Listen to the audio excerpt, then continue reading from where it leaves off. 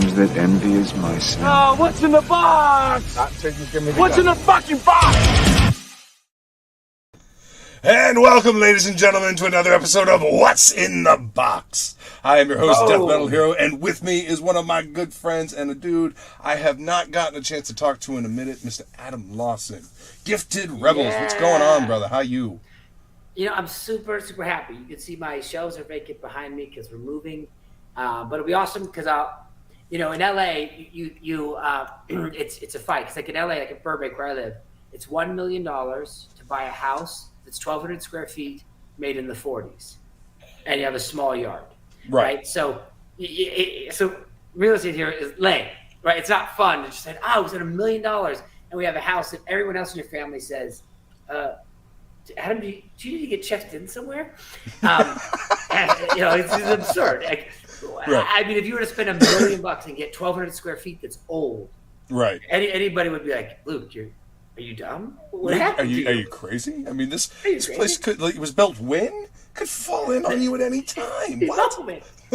I know. So we just bought a house in Santa Clarita, which is just north of Burbank here, where I'm at. Where you can get a little bit more for your money, and so we're on that pathway. But and Luke and I'm deep in TV land. Mm-hmm. I have 2 new series over at CW that and it's like with any process. It's like I sold them these 2 shows and we've been in development and we're about ready to cross the line. But the thing that keeps me up at nights is doing comics. Interestingly enough, like the thing that I put the TV shows aside. I lay down in bed. I'm like, let me think about the next series. You know what? Right? Like I will drink to that. Right? That's where my head is at. I love that you're doing that water because I saw that the other day at Whole Foods like a couple months. Is that the Death Metal water? No, that's not. Oh no, this is Guinness. This is the last Guinness I have in the house. I figured these were left over from St. Patty's Day, so I figured I'd finish this one up on stream. Skull, brother. Yeah. Boom. Yogurt. Because I saw Dan Fraggle was rocking one of those at his convention. The Liquid Death. It's Joe Manganiello's company.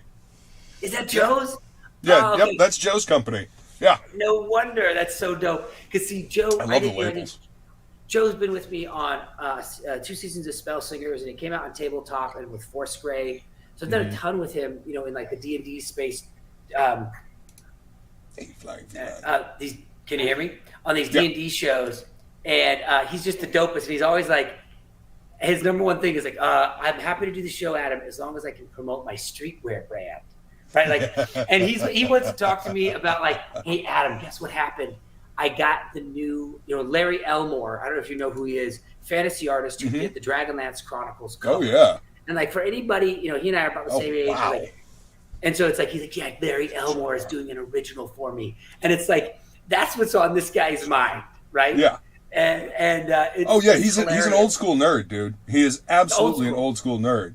Yeah, 100%. He's legitimately into, the D&D, So yeah, I actually read his fitness book, and he talks about his early life and being like, a nerd and whatnot, Yeah. So yeah, I'm all for Joe Manganiello. I think he's a cool dude. Yeah. Even rocked a blue mohawk at one point on some of his pictures. Oh, he did. Like, I don't know. Is he watching me, or what's going on here? That's amazing. Yeah, a total pleasure to be around. He's as down to earth as you kind of think. He's just like he's all about his D&D stuff, and he's like, Adam, he's married to like the most beautiful woman in the world, and he's like, I've been getting all these statues commissioned, and my wife's going crazy. College athlete who's just like, that's Oliver really, Feline. Yeah. Oliver is hanging out with us for the interview this evening. Yeah. What's up, Battle Movies and Brewskis? Welcome. There he is. But yeah, so it's good to be back here with you, Luke, because I love, like we always think, I think, about comics. One thing that's cool about comics is, is that they can be punk rock, they can be metal, right? Oh, yeah. And they can be whatever you need them to be. Yeah. That's right. And I think that's the funny thing is like, in this world of comics that we're in, it's like the idea of something being metal, right? AT&T and Disney own the vast majority of Western comics. So it's like they aren't metal anymore. You can't be on the side of an AT&T cable guy truck and be metal. That's over. When the AT&T guy shows up and your character's on the side of that on the cable guy, you're no longer the sound of the indie. Yeah. No, you're not metal. That's not metal. And so it's cool to be a part of this community that's kind of making rebellious, cool stuff that is their passion, right? That is their passion. And anyway, so I'm jazzed to be a part of it and to be man, actively participating in it. And so that's actively creating the new breed. Right. There's a Fear Factory song called New Breed, and it's we are the new breed, we are the new flesh, we are the new breed. It's just that whenever I think about all the indie scene that we've got going on right now, that song plays in my head. We are the new breed, we are the new flesh. You know, we're building this from the fucking ground up without the mainstream shit, without without their help, which, I mean, may ruffle some feathers, but you know what? That's what the indie scene has always done. It has always ruffled feathers, I think, do you know Isaac Bell? He does that book Metal Shade. Mm-hmm. Oh, yeah. He's fucking great, man. I love his work. Love his work, right? He's just so cool. And his girlfriend Alexa does his colors, and she's also an artist. Amazing stuff. And it's like, awesome. He's like, listen, this is art. We're supposed to push boundaries and go against the grain. I'm making stuff that should ruffle feathers. Otherwise, it's not art. That's just graphic design, And not that there's a place for that, but I think I appreciate that sentiment that art and artists are kind of intended to be rebellious, right? And but they do it with good artwork. They do it with good stories. They don't, it's not just, rebellious just for the sake of ruffling feathers. No, there's a reason to it. It serves the story. It's not just because. When you're doing it just because, then it loses all that impact. It becomes hollow. There's no verisimilitude, Right. Or when somebody is, essentially hijacking somebody else's creative. Yeah. Like, for example, if you take somebody else's creative and you flip some characters around, change some stories, and say you're rebellious, you're not. You're doing what Alan Moore said. You're squatting on the cultural stage. Yeah. I think he said it best. It's not, you're not a rebel because you took somebody else's really successful thing and then added a piece to it. Right. Because it's like, you're like, I did this great thing with Batman. I'm such a rebel. You're not, bro. The greatest storytellers of all time made this person famous, and that's why you have a voice.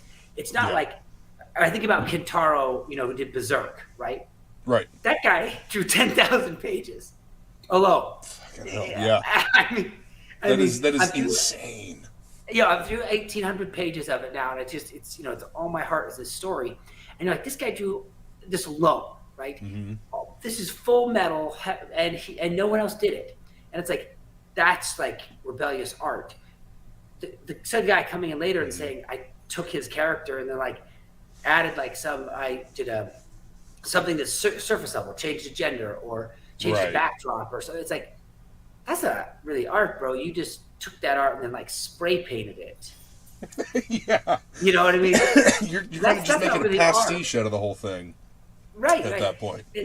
Right. Where it's you look at what Otomo did with Akira, right? Mm-hmm. It's you look at those lines and the consistency for, probably it's 3,000 pages, right? I just got through the collected volumes, and it's there was 12 of those collected volumes, I think. I saw. Well, the ones I got that 35th anniversary edition, Yeah. And so it was six 400 or 500 page volumes. Okay, that makes sense. And Luke, it's so interesting because in it, the 2020 Olympics, is taking place in Japan, in Tokyo, in this story that he wrote 35 years ago, right? Right. So talk about predicting the future, right? And in this story, and so sometimes the universe talks to you when you're writing stuff, doesn't it? Right? He called that out 35 years in advance, but you have a story that wasn't the greatest manga ever told before he made it, right? Right. Or arguably the greatest manga. it became that because like he pushed it into existence. It's at least for me, that's really exciting. The guy who comes along later and like spray paints it. I don't know that guy deserves like a medal. Well, no, and unfortunately, that seems, at least in my observation, it seems to be that's the way of all of the new creation. Everybody loves the derivatives or the mashups. You know how you see like the mashups of things all the time, like for T-shirts. Like those, for a while there was T-shirt companies where you would see like a weird mashup of like Adventure Time and Transformers. Or, that kind of thing. That seems to be more prevalent now. Everything is derivative. Everything is an amalgamation of these two things, and we're calling it brand new and creative when it's not. Right. It's derivative. You're making something derivative of something that's come before. You're not even trying to make it a new something that is in the essence of. You're just taking literal things and you're making Combo Man from. Do you remember Combo Man in the ads from the comics back in the 90s? Combo Man. He's got the fucking top of the Hulk. He's got Cyclops' visor. He's got Iron Man's face. That's right. And like, it's fucking ridiculous. You know what? I'm going to find it just because. Yeah. Because this is literally what the new creative sphere has become. And it's laughable. Man. Comic. Let's see. Oh, Lord. All right. Here we go. Is that a better picture? There's a good picture of him. All right. Okay, show me Combo Man. Combo. This is very ridiculous. Let me warn you, all of you. No. Look at this. Do you see this? Yeah. Oops. Is that not ridiculous? Yeah, it's like Iron Man hands, cyborg here. He's got Hulk's hair. It's like, I mean, his kneecaps are on fire. Look at him. Yeah. He's got a Carnage symbiote. He's got either Sabretooth or Wolverine arms and abdomen, and Magneto's. Yeah. So this is what's become of the modern creative sphere. This is what everything is now. Yeah, and I think that's a shame. What? And I think that's a shame. That's what this. I mean. Yeah. This is crazy. That's exactly. Yeah. Right. Well, because it feels like, it's like it makes you think about what happened with the Ghostbusters remake where they swapped all the genders. And I love all those actresses, by the way. They're super funny. I love them. Yeah, nothing wrong with those actresses at all. That script is terrible. Feige. Yeah, Kevin Feige is a great writer and director. Bridesmaids was hilarious. I think everyone liked this. It's just that when your contribution is a gender swap, you don't. That's not you didn't creatively improve it. You just swapped genders out and called yourself a hero. And so the backlash is understandable. You're right. It's understandable because like that's not genuine creation, bro. And you're not Ivan Reitman. First of all, you're not Ivan Reitman doing this. No. You're not actually. You have no authenticity to this. Now it's different when his son does Ghostbusters Afterlife, and they bring the old school Ghostbusters back, and it's Ivan Reitman's son. And in this Ghostbusters Afterlife, whether you liked it or not, it didn't. Nobody could be offended by the authenticity, right? They brought the original 4 Ghostbusters back. They had these new kids join it. They had Ivan Reitman's son write and direct it.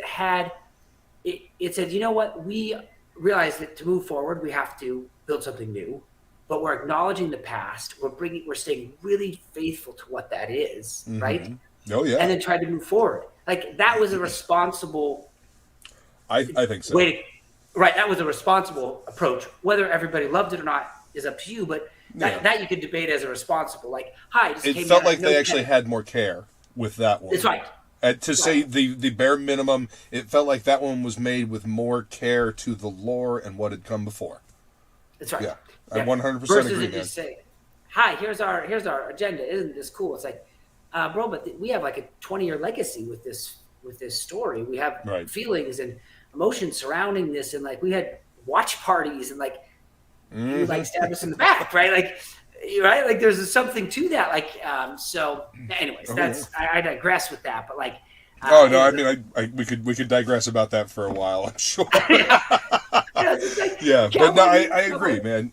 gotta come genuine. Cowboy Bebop, the same thing. It's like, oh, so Netflix buys it, they change the wardrobe, which not the end of the world, but you then made a big show of it, and then the guy who created Cowboy Bebop, you didn't let him in the writing room, and you even have the interviews with him saying, "I tried to give my opinion and they cut me out, so I can't help you."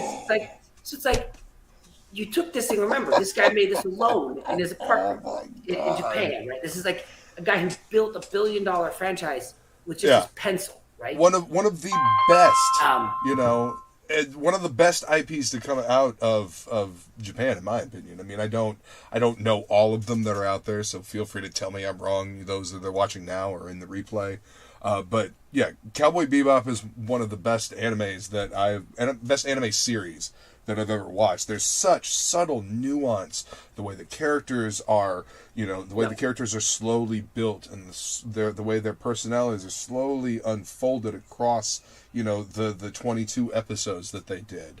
And I watched the Netflix adaptation, and if you're not familiar with it, I can understand, getting kind of a kick out of it, because the production team, to get like the world to look like that, they tried their hardest. I think the Bebop looked pretty damn good.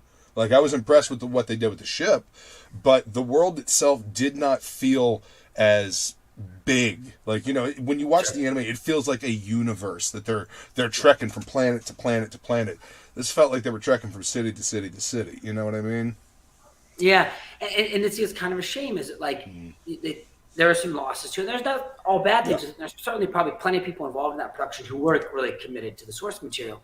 Sure. But there's kind of that odd blowback out about like the wardrobing of one of the characters, and it's like, at no point did you say, we should go to the creator of this and hold some authenticity. So so then the reason you bought a property is because it has a fan base. Then you insulted the fan base and it kicked out the creator. And then you had this assumption that then everybody would come along with you. Right. And then you canceled it after one season. So clearly, clearly that story isn't yours to tell, clearly. Right. And it's just odd that they didn't quite get it, I don't think. They didn't quite get it. No, and they didn't respect the person who had made it.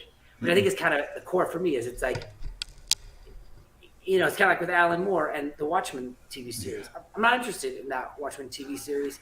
And Alan Moore has said, no, that's not me. And it's like, I'm cool with that experience being what it was. Like, I don't need to see you, once again, squat on the stage of what he created. Like, right. And like, make a mess of it and call yourself a creative. Like, it's just not, I'm cool with that being what it was. And then why can't you make something new? Like, as we said, right? Well, I mean, the continuous remakes, reboots, rehashes, soft reboots. I mean, they're not trying to make anything new. They're afraid to make anything new because, what's being done, which has a known name, a known IP, that's, it's comfortable. That people know that we can say whatever we want with this and they'll just buy it. Well, that didn't work with Star Wars. That didn't work with Ghostbusters. That didn't work with, everything that they try it with. If it didn't work with He-Man. Like, and they had Kevin Smith writing He-Man, and dude, your plot got blown long before the show came out. I realize it'd be hard, but man, you handled that piss poorly, dude, in my opinion. I mean, just holy shit. Like that, anyway.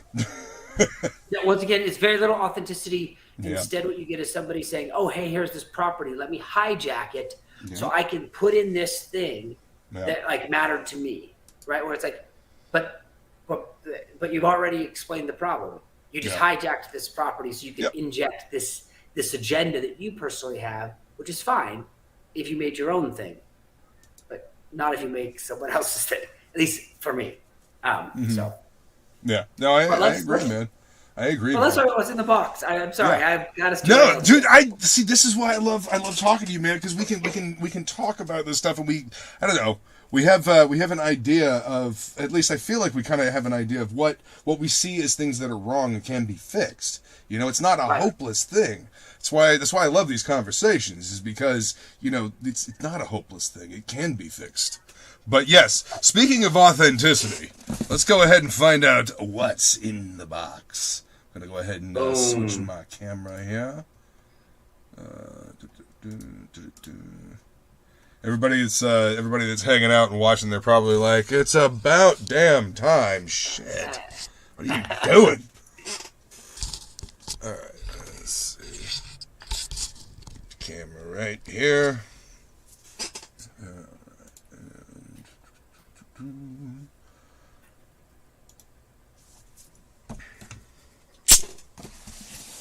It took me a little bit to figure out who this came from. Just where it came from kind of gave me a clue. All right. The fulfillment? Yeah, air house. So I'm always curious to see how they pack it, because they show us how they are supposed to pack it, and then sometimes people get it and it's not exactly how they showed us they were going to pack it. But as long as it gets here safe and sound, that's all I'm worried about. Oh, here we go. Here we go. Oh, here we go. Please don't be a broken mess. It feels intact. Okay, it's coming. Oh, wow. Look at that. There we go. Ain't Dang. that pretty? That came out good. Yeah, that came out real Nice. good. That's beautiful, dude. All right. Let's pop this puppy open. Oh, yeah. No, it got here safe and sound, nice and in beautiful shape, dude. All right, let's see it. Oh. Plastic open here. And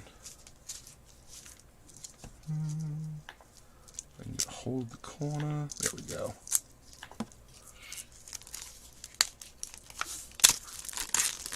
Ooh. I don't know if you guys can see the embossing on this, but it is beautiful. Oh wait, you know what? Let me go ahead and turn off the green screen while I'm trying to do this, otherwise it might reflect some of the green back there and then disappear. Look at that. Nice. Man, that is beautiful, dude. Yeah, see, it's interesting because I was on the phone with Comic Impressions today, which I think is a great printer. You know, I had this printed in China, a company called Prince Plus, which is an amazing printer. They deliver this is almost impossible to get done in the U.S. What you have there, these printers just don't do it anymore because it's been shipped out to China so much. Right. Or at least not at a price that makes any sense for people to buy. Sure. Right. But yeah, it's the detailing that they just executed just so perfectly, right? I tried to base this on this pretty old, fucking crazy, dude. I love it. right? This old 12th century Bible. I took some of that design from that as we built this. And the gold foil, right? Like for the title. And you can see there, Lucas, you were looking at those two symbols on the front. Yeah. They're kind of like in the bottoms there. Those symbols are in the story. And it's a little bit of a fun find to find that symbol, and it's hidden on the cover. It's part of the You can't see my face, but I'm grinning like a fool right now. I love when stuff I love when the cover connects to the actual story inside, because so often these days we get a cover and it has absolutely no connection whatsoever to what's going on inside, or the most tenuous connection. Just this is gorgeous, man. Ooh, there we go. All right. I love the eyes up here. Yeah, see, I'm glad that you're resonating with that, because it's like you wanted this thing to feel somewhat haunting, right, and holy at the same time. No, it definitely pulled that off, man. I love how the logo's here, and then on the back you see that. Man, it's beautiful use of the gold foil too. Yeah, right. I just love it. Man, this is gonna look beautiful too, man. Right? Yeah. Dude, you did great with this, dude. I think that, because I feel like, wonderful. There's a lot of like mediocre books out there, right? But it's like, I think that we have plenty of those kind of books, right? Right. Kind of average looking books, but what I kind of, I guess, is in the business of is like, how do I make something legendary, right? How do I make something that you actually want to keep on your shelf? Anyways, I'll leave it at that. Good story. No, you make a good story. You get a good story. You get a good team that believes in the project behind it. You produce beautiful artwork, and then you put it together in a gorgeous book like this. That's exactly how you do that, Adam. Yeah. And this is exactly what you've done here. Man, I love this logo. The gifted. I know, right? Remember when we were talking about it? Yes. Yeah. Everybody doesn't know. Like, Luke was my consultant on this. I'm like, this needs to be metal, so I gotta throw some of this to Luke to get his insight, right? Because he is the barometer of all things metal. So, thank you. But no, it totally works for what you're doing, man, and it fits. I love it. Yeah. Right. Yeah.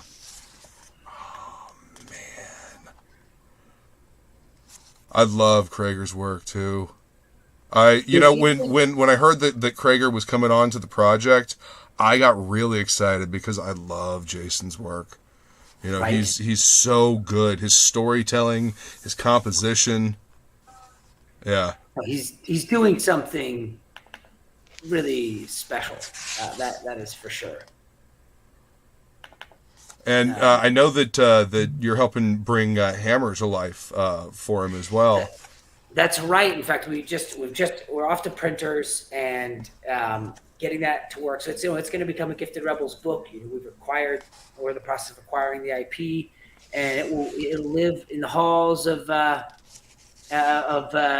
Gifted Rebels work. So and a little sneak peek at something else we got cooking up here with Jason. I cannot wait to dive into this book. Adam, this book is right up my alley. Holy shit, man. Right? See, I haven't read any of the digital stuff that I lost the email for the digital and I haven't looked for it since. And I haven't read any of the digital stuff yet, so I am super excited to dive into this and experience. Right, I feel like this these book. kind of pages, belong in your world, right? Like these are the kind of pages that belong in your world, right? These just. Oh yeah. Well, I mean, listen, I got to this part right here in the beginning. What is it? This dude right here. This dude right here. It's like, oh, okay, cool. Right? I needed to feel, balls to the wall, right? And it feels like, Jason did some pretty extensive work with this page here where you can see he did this big forced perspective image. But it's like it needed to feel like a story that you opened it up and then it exploded on you, right? Like the page one. Where you have this page one here, you have St. George, and he's trying to put his son's head back together after an attack, right? Because he's in so much shock. Yeah. He's trying to put his son's head back together. The detective's like, that doesn't go back together, right? Because he's in such shock. Yeah. No, it'll be fine. I'll just put it. Yeah. Yeah. The character acting is again, one of the things that I love about Krager's work is the emotion, the emoting, the character acting in all of his stuff. Yeah. Right? I am so excited. Yeah. And one thing that's really cool that we did, right, is to explore not only Krager's, if you looked at the end, you get these little mini stories. They're a 6-page origin story. And as you know, Shay did one of these. Yeah. This was done by Maxie Dallow and Mike Spicer's. That's the Marty story. That's hers, right? And you can see, we bring in these little backstories. That turns out to be Marty's origin story, if you will. Right. Like, what was the moment that pushed her over the line to become a survivor? And so you get this really cool Nigerian artist, Michael Ogorobaha. I hope I probably butchered that. That's Finch's one. So that's Maxie Dallow, his story right there. that he did with Mike Spicer, who I think did Murder Falcon. Yeah. That's awesome. So if you look there, just those pages, just a couple pages past the guy in the hoodie, you can see the different art, and it's Mike Spicer's. Before we go flip into the next chapter, yeah, see right there. See how that's Maxi Dallo's pages. Yeah. It's a little story about the character Finch. Because what's cool about slasher stories, right, is the origin of the slasher. But there's also the origin of the survivors, right? What was the slasher or the revenant that caused them to go on the hunt, right? Right. And so that's what this is, and that's his story. Wow. Yeah, holy shit, man. Krager just killed it on these pages. And, I see what you're doing. You're interspersing them in between each one of the issues. Oh, right. Dude, that's great. I love it. Right, so that way you get it. It kind of builds. Yeah. It doesn't reveal it all at once. It's not just a story dump. It's a subtlety and nuance in storytelling. Even in like a hardcore slasher comic like this. Characterization, subtlety, and storytelling. Hell yeah, man. That's right. Metal Movies and Brewskis says, love the slashers. What's up, Pops? Thanks for coming to hang out. Yeah, hey, Pops. Metal Movies and Brewskis says, can't wait to read this book. I have it, and it's beautiful on many levels. It's my boy Matt that does Butch Cleaver. Gonna have him on Saturday for What's in the Box, because I got my Butch Cleaver 2 stuff. Yeah. Nice. It all keeps coming in. Oh yeah, man. I've got a stack of stuff, and I'm waiting to hear back from a few other creators. Like I said, I always like to try to reach out and see if I can get somebody to come hang out to talk about the book. Otherwise, I'll just do a big one with a bunch of different stuff. What's going on, Leg Kick? Thanks for coming to hang out, man. Appreciate you guys being here. Man, Adam, you should be so proud of this book, dude. This is gorgeous. Like, absolutely gorgeous, dude. Yeah, we wanted to once again build a legendary thing, right? Yeah. A thing that you want to sit and keep and reflect. And I know a lot of folks have read it. There's been asked about volume 2. There will be a volume 2. It may not be Jason who does volume 2. Right. It may be that, like, the secret sauce is I have a new artist come in each volume of this. Sure. Because Jason is so deep in Hammer, and we have a secret video game project that we're doing that Jason's going to be doing the art for. And then if you take a look, if you share that screen I've got there, you can see what I'm doing next with Jason. I've been kind of just barely poking it out. This is Jawbone Death. This is the okay. Yeah, this is some glimpse into, like, this is the wrap cover for the ash can. And so we're going to do a 16-page ash can. Man, look at that. Right? Look at that. Holy shit. All done traditionally. So Luke, I think you know what that means. Amazing, dude. Right? And if I can just give a shout out, I got a digital copy of Krager's book of Hammer. He sent it to me, and holy shit, I got to read it one day while I was stuck somewhere with nothing to read and no internet connection. I was like, oh shit, I'm glad I downloaded this, and story blew me away. I cannot wait for everybody to get that book. They are going to love it. I agree. Hammer is it's going to be good. We had some temps come in. I think I've got. Do I have it here with me? Oh yeah. So here is some earlies. This was just a pass on them. I won't want to dive into it too much because there's some errors in the printing, but this is some of the proofs that were coming in on Hammer. It's going to end up being perfect. It's actually going to be perfect bound. Right. This is a sort of some test proof on some paper and some right. That's a floppy style. Oh. Yeah, the saddle stitch. I guess I should say. Yeah, saddle stitch. But it'll end up. It'll be a proper perfect bound book. This was just a test for paper and some other things. Sure. But we're in that process of refining this into a memorable book. Yeah. Oh, it's that. Yeah, it's definitely going to be a memorable book. And like I said, I was really excited when it was announced that that Krager was coming on to work on the Kill Journal, and that you were helping him with Hammer, because I knew that I was excited about both of these books, and now I get all this amazing artwork and story from both you guys. So it's amazing. So what? Go ahead. No, please. What's the time frame like for Jawbone here? So Jawbone Death. The game plan is so I'm gonna do the full ash can. It'll be 16 pages of story, probably another 4 to 5 pages of pinups of his character creation. It's gonna be signed.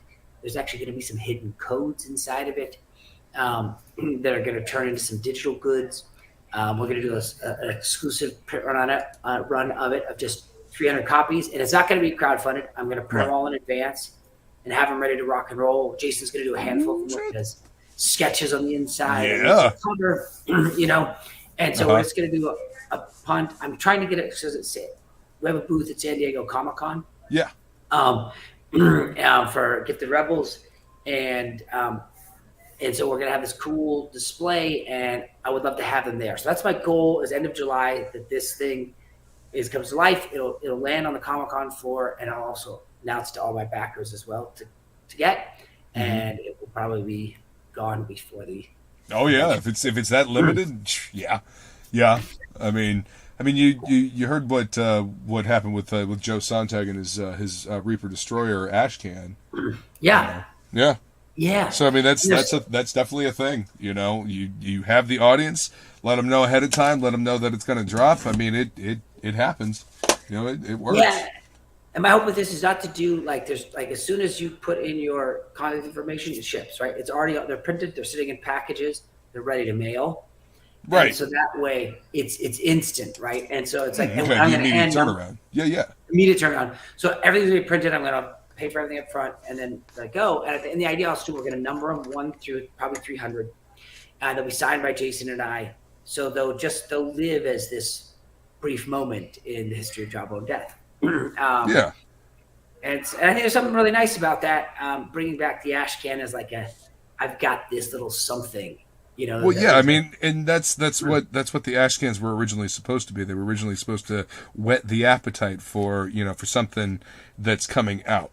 Give you an idea, and they were very limited in print run, and usually not as high a quality as the comic would eventually be. Right. But yeah, and that's why they were a certain size. Right. Well, I think my vision of them is. My vision of them is to make them actually something really special, so that they, instead of it just being too dirty and broken, they're obviously in black and white, but that they are a special piece that you're like, ooh, that can sit on the shelf. Because it's like I have my signed copy of Ultra Mega, James Aaron, and it's like, ooh, that guy stays on the shelf. So right, you got your reader copies, and then you got your signed. Hell yes, man. Yeah, no, I totally get that. I mean, that's part of collecting, especially if it's something you really, really enjoy. I mean, you don't want to be thumbing through your signed copies of stuff. Yeah, absolutely, man. I'm holy shit, dude. I cannot get over this 2-page spread. Krager is just amazing. She's killing it, right? He really is. He really is, man. I love the I don't know, the style of him, of the Jawbone Death, kind of gives me a feeling of like Death's Head from Marvel back in the 80s, Yep. And like kind of that heavy metal vibe, like 2000 AD vibe. I dig it. Yep. That's gonna be fun. Yeah. Right, and I think that this is guys kind of like, somebody said it best. I did a post, not this image. This is the first time I'm showing it publicly, except for my paid Substack folks. See this, but we did like this. We did another image which showed the character off, and somebody said, so I guess it's Lobo meets the Death Dealer, and I hadn't said it like that, but that they're right. That's what the feel of this character is. He's essentially a biker who has this emotional awakening. he's there with his gang leader, and he has this awakening as he's beating this guy to death that maybe he's chosen the wrong life. So he turns around instead and kills the leader of the biker gang that he's under, right? And then the gang's out to kill him, right? But he's like, well, this is my chance to right things wrong. And in the chase, he goes off a cliff, crash lands near the grave site of this death dealer-like fantasy warrior. And this fantasy warrior is coming back from the grave to fight this battle that happens to be on the grounds of where this small town is. And he uses him like as his avatar. So he takes this broken human body, makes him this avatar, and his weapon is the jawbone of the Leviathan, right? That ancient monster. Hell this yeah. death dealer took him out. So it's like this jawbone. So he's got the motorcycle. He's got a kind of this machine gun tucked into the side of it. He's got that fantasy helm, and he's then taking out this monster called the Myth Slayer that has been awakened. And then he goes to his wife, who is, or his ex-wife, right? Because he ruined his whole life. And he goes to her to say, hey, listen, I can make things right. She's in the hospital dying. And he says, I can make things right now because I'm somebody different. And then she passes, right? So he now is in this place where he never got to prove it to the person that it mattered most, right? And he has that forever trying to prove something that can never fully be proven because you can't fix what no longer is. Right. And so he's on this tempting quest to redeem his broken life by taking on the mantle of this warrior, this death dealer type. So that's our story. And so it's harrowing. I'm in. Shit. Right? He's an anti-hero. And there's definitely going to be plenty of metal, right? It needs a heavy metal soundtrack for sure. Yeah, you can already see it. Oh yeah. So, I can see the soundtrack for this thing spanning a wide range of things from like Motorhead to Slayer to Megadeth to fucking some Cannibal Corpse. Yeah. Dying Fetus. Yeah, spanning the whole gamut. Yeah. Yeah. Right. And I think Megadeth is like a perfect call for it because you remember how Megadeth was so sad at the end of his life. In fact, I remember I was an AD for a music video early on in my career for one of Megadeth's last videos, and he was so sad at the end of his career. I don't know if you've seen that interview where he feels like his life was a failure. Because remember he got kicked out of Metallica, right? Oh yeah, Dave Mustaine. Yeah. Yeah, and he spent his whole life trying to be Metallica. Now, granted, Megadeth is arguably one of the most popular heavy metal bands of all time. I prefer Megadeth to Metallica. Right, he sold 25 million records. This is incredible. However, Metallica is considered one of the greatest bands of all time and has sold hundreds of millions of records. So you're never going to live up to that legacy. And so he was sad there at the end of his career, right? Because he was chasing this unchaseable thing, right? So I think there is like this empty, there's this broken side of Megadeth that I think comes through in his music, right? Oh yeah, definitely. I mean, there was a lot of angst at the beginning of Megadeth. The beginning of because he got kicked out of Metallica. He was pissed. He's like, "Fuck you! I'll make a better Metallica. I'm Megadeth, bitch." Yeah. Right. He got kicked out like as they signed the deal. So it's like there's this like he's trying to like chase this thing, and I think there's something about him like that inevitably came through in his music. Right. It's never reached those supposed heights that I guess he thought, but I mean, fuck it, he built his own legacy, and they're still making music as far as I know. I mean, they tour every now and then. But think about like how many artists sold 25 million records in the last 25 years? No one, right? Like you're like, it's very few people. Like he achieved incredible. I mean, the number of musicians who get to that level is, come on, like this is less than 1%, right? Right. But I think that there's that in him, and I like that because our character, Jawbone Death, is also he's slightly broken. He's chasing a thing that can't. Yeah. There's a hunger there. There's a constant hunger. Yeah. No, I get it. Yeah. That relentless hunger to get that one particular thing that may or may not ever be able to be achieved. Yeah. That's right. Yeah. That's man. It's almost it's almost I don't know, Japanese in its sadness. It's almost like a haiku of sadness, like a brutal haiku of sadness, if you will. You know, damn. I think there's a lot. Yeah. Said about that. So this is what Jason Krager, I've got him quarantined off doing right now, and so we'll That's see. awesome. We'll see how it shapes up. So I'm just starting to peek it out to the world here. Yeah, that's amazing, man. I'm looking forward to seeing that. Is that going to be is it going to be black and white color? Okay, just black and white. Yeah, we'll do black and white, but we'll do gray tones and zip tones. Yeah, more like manga style, so that because I feel like without those, it's the read is kind of tough because the gray tones really help your eyes. It can help differentiate, especially when there's a lot going on, and it kind of looks like he set up the line work to be gray tone and zip tone, because I know that he would have done other things to make it readable. If it was going to be, this was going to be, the final. What I'm showing you here, so this is, you can see the tape line down the center of this image, right? This is the work in progress. So I can show you the final after it has the zip tones and gray tones. Let me pull that up so you can see. But I thought, like, what's kind of cool about this is that traditional? Is he working traditional. That's awesome. Yeah. So it's all the that's dope awesome. stuff, right? So it's so then let me show it to you afterwards. Compare it here. I'll show you what he did, what ultimately ended up happening. So you can see once you start to add. I don't know if you can bring it on. You can see. Oh wow! Now it's gray toned with zip tone, and you can see it's got the title in it, and you can see now, right, that it's that what is we have here. Ass, man. It's easier to read, right? Yeah. Now that it's been kind of cleaned up and added some gray tones and there's some more separation to figure it out. But this is there's a lot of depth added with the gray tones. Yeah, at least I think. I feel that makes it's a little easier to pick up. I agree. That's beautiful. That's awesome.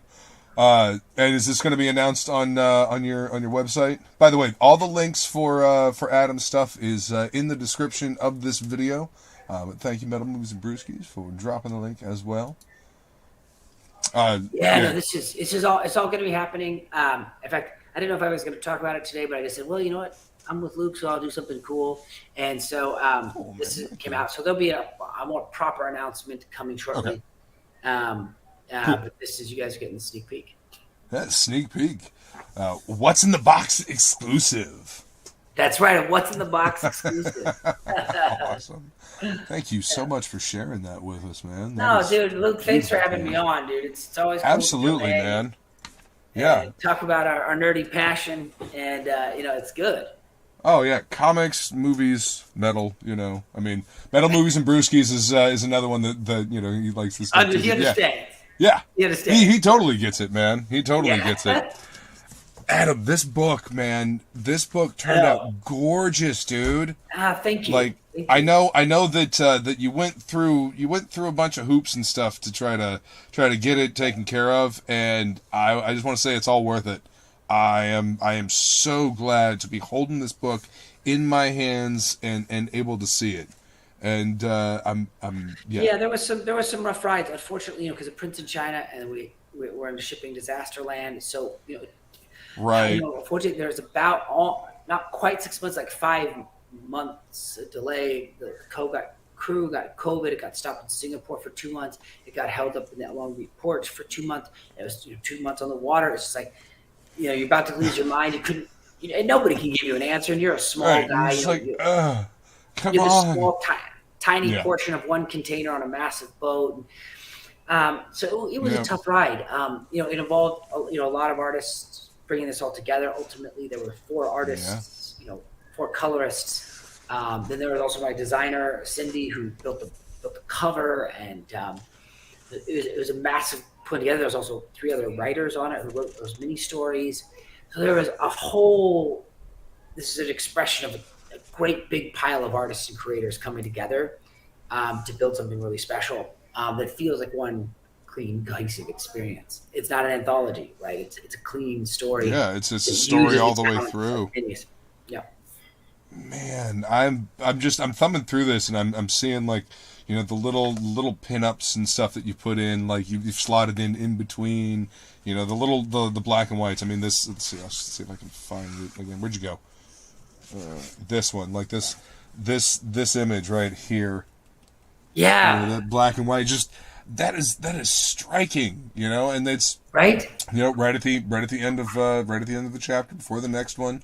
You know, I love stuff like that, man. It adds to the experience.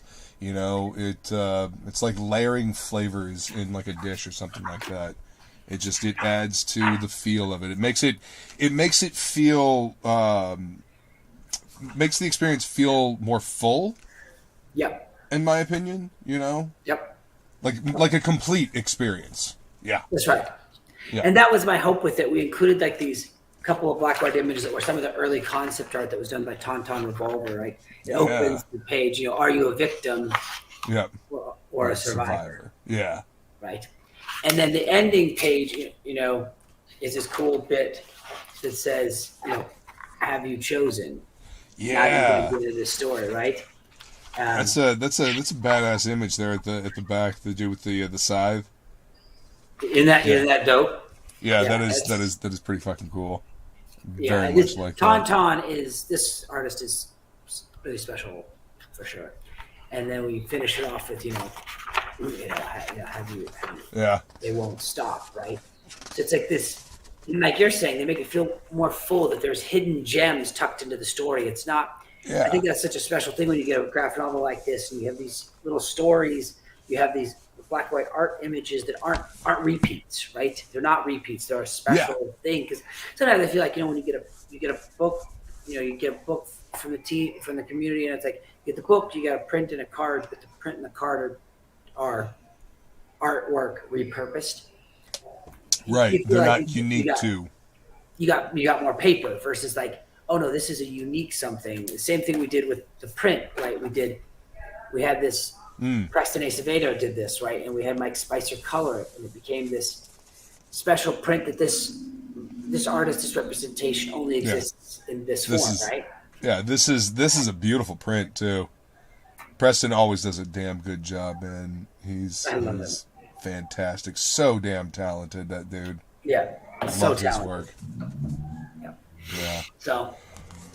Well, guys, if you have any questions for Adam, go ahead and throw them in the chat. Otherwise, I'm going to go ahead and wrap this one up. Adam, thank you so much for coming to hang out, dude. I miss writing pros and getting a chance to like hang out on a regular basis and talk writing. Yeah. Yeah. That was a unique little fun show, and I got to talk to so many cool people on that show, so many different and unique perspectives on writing, you know. Maybe one day we'll get another show like that, but it's always a blast hanging out with you, dude. Always a good time talking to you. What's up, Silver? Thank you, brother. Hey, Silver. Nope, he's still here. I guess we play. I'm watching Frag. Oh, I know. I can't compete. You know, Frag just kind of trumps me. You know, it's Fraga and the Professionals, man. I love all those dudes. You know, they're great peeps. Can't touch them. Yeah, you know, but everybody can watch this on the replay. I thank everybody for watching it on the replay. I want to thank everybody that was here hanging out with us while we were going over this and finding out what's in the box. All right. Anything else you want to say before we head out, Adam? No, other than read comics. That's right. For your health. It's good for your mind. Read good comics. All right, guys, we're out of here. Later. Yeah.